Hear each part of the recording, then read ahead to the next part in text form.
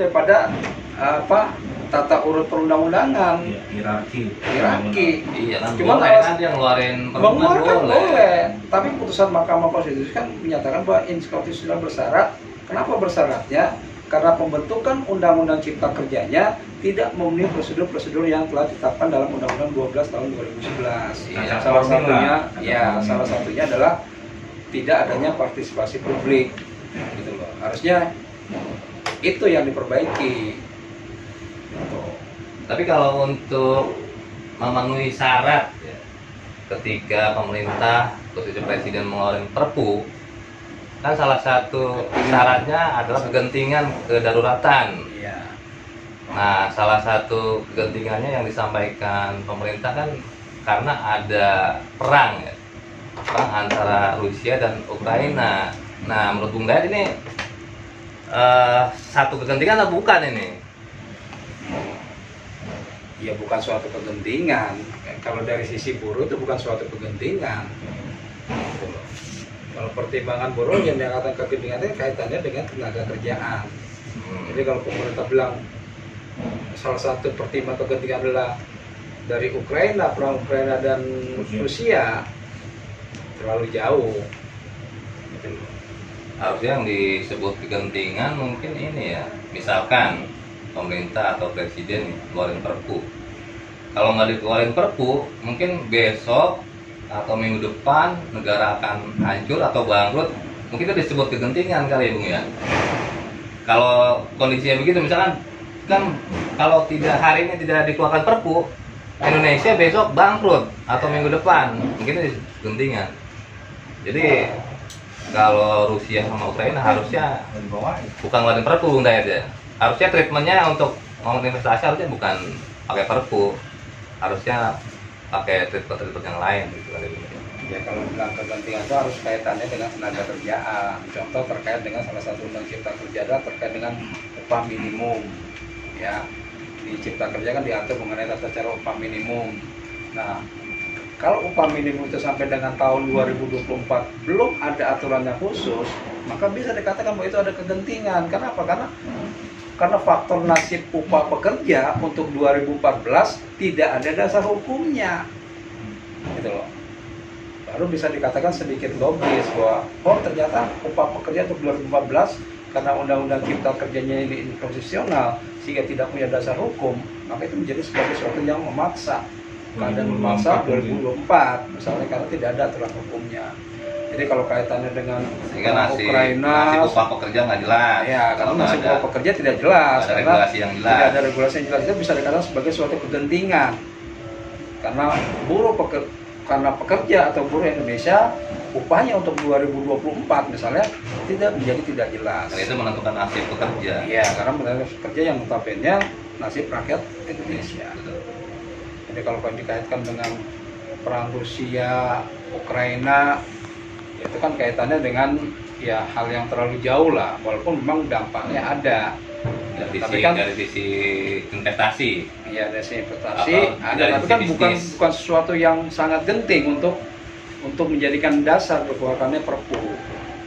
Tuh, jadi kesannya hanya memaksakan keadaan kegentingan itu berdasarkan tafsir dari pemerintah sendiri. Gitu. Jadi kegentingan bukan kegentingan karena rakyat. Jadi kegentingan investor, kepentingan berarti.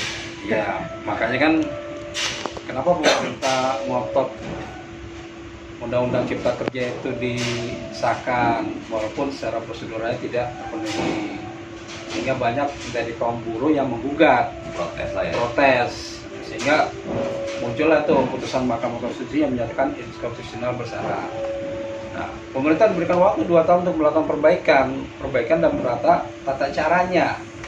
Tapi yang dilakukan pemerintah adalah pertama dia melakukan revisi terhadap Undang-Undang 12. Ya, jadi aturan yang dirubah sehingga secara tidak langsung menjadi sah Undang-Undang Cipta Kerjanya. Itu kan akal-akalan juga. Padahal yang diminta adalah cipta kerjanya, tata cara cipta kerjanya dan pembentukan peraturan undang-undangannya harus memenuhi syarat. Malah tata caranya yang dibantai. Iya, bukan malah tata caranya yang dirubah gitu. Bukan undang-undang 12 yang dirubah. pembentukannya ya. Iya, malah undang-undang terkait dengan pembentukan undang-undang nomor 12 tahun 2011 malah yang dirubah. Nah, setelah itu nggak berhasil kan malah dikeluarkan Perpu. Artinya memang rejim Jokowi ini kegentingannya memaksanya itu ya pertimbangan adalah kepentingan tadi sampaikan Bu Rere ada kepentingan investor. Jadi lebih condong kepada oligarki. Terus soal pembangkangan itu gimana tuh Bung Day? Ya, sebenarnya kalau berdasarkan para pakar yang sampaikan bahwa presiden ini bisa dimakzulkan karena melanggar undang-undang. Impeachment. Ya, bisa di impeachment. Kenapa? Karena bisa dikatakan telah melanggar undang-undang, melawan terhadap putusan Mahkamah Konstitusi. Jadi ini bisa menjadi salah satu alasan untuk presiden itu dimakzulkan karena melakukan pelanggaran terhadap undang-undang. Sah berarti kalau kita majulkan ini Bung Day. Iya, salah satunya memenuhi syarat Syarat. gitu. Berdasarkan beberapa pendapat pakar tenaga kerjaan, Yang hukum, menyelidiki. ya itu bisa dikatakan presiden sudah melakukan pembangkangan terhadap konstitusi. Jadi sekarang itu apa aja ditabrak, yang penting kepentingan pengusahanya itu terakomodir. Tapi kalau dari tadi kan dari sisi formil Bung Day, tata cara pembuatan udah nggak beres lah ya, ngomongin undang-undang cipta kerja. Nah kalau dari sisi konten Bung Day, sisi isi itu mana yang paling krusial Bung? Poin-poin mana yang sangat merugikan kaum pekerja atau Bung Day telaah? Yang pertama ya terkaitan dengan hak pesangon. Ya, Undang-Undang Cipta Kerja telah mereduksi nilai pesangon ya, yang ada. Ya, kalau dibandingkan dengan Undang-Undang 13, ternyata dengan Undang-Undang Cipta Kerja direduksi nilainya, kompensasinya sehingga lebih kecil. Jauh lagi. Ya, jauh lagi kan. Yang kedua, alasan PHK. Ya, Undang-Undang Cipta Kerja itu memudahkan perusahaan untuk melakukan PHK. Jadi alasan PHK-nya itu dipermudah. Contoh, kalau di Undang-Undang 13 itu bahwa salah satu alasan PHK itu karena perusahaan merugi. Iya. Merugi harus dibuktikan dengan 2 tahun berturut-turut. Iya. Laporan keuangannya. Nah, laporan keuangan harus dibuktikan bahwa perusahaan itu benar-benar rugi. Tapi di Undang-Undang Cipta Kerja mencegah kerugian saja dia bisa mem-PHK. Lebih Gitu. gila lagi berarti ya? Luar Iya. biasa itu ya. Artinya kalau perusahaan laporan keuangan sekarang ini turun, besok turun lagi, terus perusahaan bilang, saya ingin mencegah biar saya tidak rugi. Padahal nggak rugi. Padahal nggak rugi. Ya dia bisa mengajukan PHK terhadap pekerjaannya. Jadi gampang. Ya. Jadi gampang lebih mudah. untuk mem-PHK pekerja ya. Lebih mudah. Udah PHK-nya dipermudah, pesangonnya diperkecil. Gitu. Jadi sangat merugikan kaum pekerja. Kalau di sisi yang lain Bung, kalau pengupahan misalkan. Ya, pengupahan tadi sampaikan ya. Jelas sangat merugikan terkait dengan pertama upah sektoral ya, yang dihapus ya. Jadi sebelumnya kita mengenal upah sektoral ya, yang notabene upah sektoral itu UMSK itu nilainya pasti lebih tinggi daripada UMK. Ya, dengan Undang-Undang Cipta Kerja dan turunannya upah sektoral itu menjadi dihapus gitu. Dihapus sehingga pastinya tidak ada lagi upah sektoral. Yang ada cuma UMK. Yang ada cuma UMK. UMK pun itu dengan turunannya juga dibatasi terkait dengan besaran nilainya. Ada batas atas. Ada pembatasannya, ada batas atas, batas bawah. Sehingga kalau kita lihat 2 tahun ini, kalau berdasarkan turunan dari Undang-Undang Cipta Kerja, maka sebenarnya Kabupaten Bekasi itu tidak naik.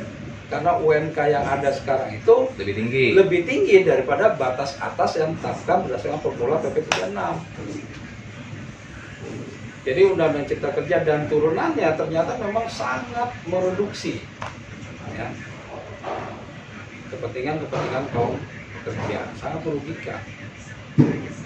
Jadi kalau Tapi di satu sisi sangat membutuhkan pengusaha. Jadi nasi buruh kalau begitu makin sengsara Bung Day. Secara kalau pakai Cipta Kerja ataupun Perpu yang sekarang dikeluarkan. iya, Artinya secara umum kalau kita hanya berdasarkan aturan norma saja jelas sangat merugikan, sehingga perlu teman-teman pekerja atau buruh itu khususnya di tingkat perusahaan membuat norma tersendiri lewat apa? Lewat PKB. Ya, PKB itu kan sebagai perjanjian, hukum perjanjian. Hukum perjanjian itu kan mengikat bagi dua belah pihak. Artinya pada saat perusahaan dan serikat pekerja membuat suatu perjanjian bersama, itu menjadi hukum, dan hukum itu menjadi paduan atau pedoman bagi kedua belah pihak. Sehingga kedudukannya pada saat dia sudah punya PKB, maka PKB itu menjadi hukum spesialis. Jadi kita tidak mengikuti hukum umumnya, tapi kita mengikuti pada hukum spesialisnya, kan PKB. Nah di tingkat PKB itulah teman-teman harus bisa tadi itu bisa mensiasati agar poin-poin kesejahteraan itu bisa dipertahankan, walaupun secara hukum umumnya itu lebih rendah, tapi di PKB teman-teman bisa tetap menjaga. Harus lebih baik. Gitu. Harus lebih baik minimal, jangan sampai turun daripada yang ada.